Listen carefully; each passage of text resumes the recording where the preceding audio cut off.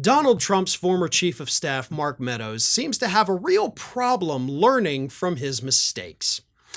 He, of course, was indicted back in April in the state of Arizona, similar to the charges against him in the state of Georgia, for, of course, attempting to get the state to throw out their real electors from the 2020 election and instead put in the pro-Trump electors. Effectively, he was indicted in both states for trying to overturn the state's election results and all of his little efforts within. But this week, Mark Meadows went to a U.S. district judge, which is a federal judge in Arizona, and he said, "Hey, judge, I don't know if you know this, but I was Donald Trump's chief of staff when all this happened. So, you're pretty much going to have to move my case to federal court because everything I did as his chief of staff, and therefore, federal government has jurisdiction over this." Now, as we know, this is actually the exact same argument that Mark Meadows tried to use in Georgia, again and again and again. And every single time Mark Meadows tried to make that argument, the court said, "Yeah, not happening. Nope. You were not moving your case. Go away."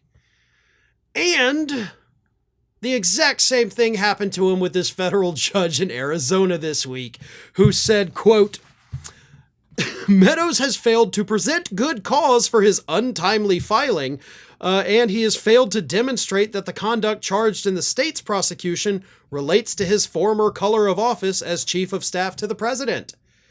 The judge then went on to say, "Mr. Meadows has not so much removed the state's indictment as rewritten it.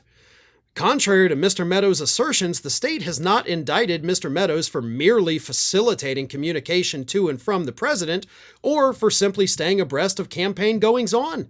Instead, the state has indicted Mr. Meadows for allegedly orchestrating and participating in an illegal electioneering scheme.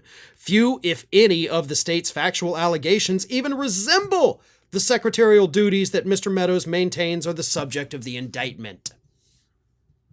So, to put that in layman's terms, the judge is like, you basically took the indictment and rewrote it to suit your own needs. And one, you can't even do that. But two, do you think I'm stupid? This wasn't your official job as the chief of staff. This was you going to try to overturn the state's election results. Piss off. Now, of course, judge didn't add the piss off, but hey, if you wanted to, I would not be, having a problem with that. This is hilarious to me.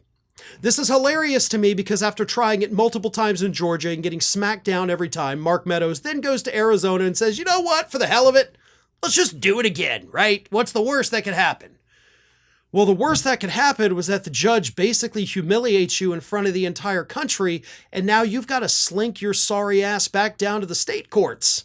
So that's humiliating for you. And of course, let's not forget the fact that this once again puts this in the news, where a judge is smacking you down and basically reaffirming the charges against you. And, that could play on a jury, so probably not the smartest idea. But it is what it is. Meadows made this horrible decision, and now he's going to have to live with whatever the consequences of that decision happen to be. America's Lawyer has launched its own YouTube channel.